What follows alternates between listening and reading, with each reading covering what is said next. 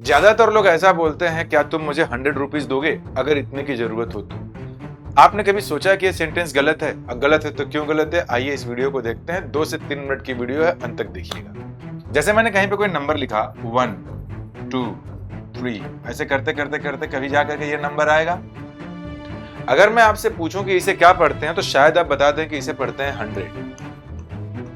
ठीक है, जब मैं इसी नंबर को आगे बढ़ाऊंगा 101 102 पढ़ते पढ़ते पढ़ते आगे जाएंगे तो कभी ये नंबर ऐसा आएगा।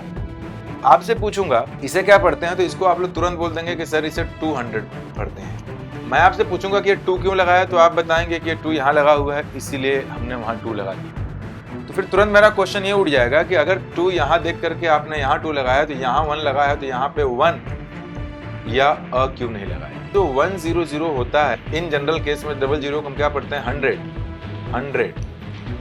अब इसकी कितनी यूनिट है तो इसका अंडरस्टूड है कि ये 1 है, ये 1 अंडरस्टूड होता है, इसमें तो लिखते नहीं है इसे 1 मल्टीप्लाइड बाय ऐसे करके 100।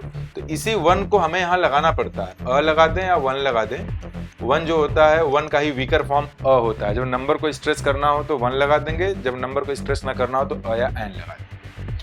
ये 200 का मतलब क्या है, 2 मल्टीप्लाइड बाई 100, तो ये हो गया 100। तो 100 के कितने यूनिट्स हो गए यहाँ पे 2। ये हो गया 100 के कितने यूनिट्स हो गए 1। तो ये जब आप 100 लिखते हैं तो आपको बताना पड़ता है कि उसके कितने यूनिट्स हैं। तो ये जो 100 लिखा है इसमें कुछ पता ही नहीं चल रहा। तो बाय डिफॉल्ट जब हम बोलचाल की भाषा में यूज करते हैं कि 100 रुपए दे दो, तो एक्चुअल में वो बोलचाल की भाषा में समझ में तो आ जाता है कि वो 100 रुपए मांग रहा है, लेकिन वो 100 रुपए को आपको बताना पड़ेगा फिर कितनी यूनिट्स मांग रहे हैं। 1 यूनिट है तो 100 या 100 लगाना पड़ेगा। तो इस जगह पे आपको या तो 1 लगाना है या तो अ लगाना है। ठीक है, इन दोनों में से कोई एक लगा दीजिए।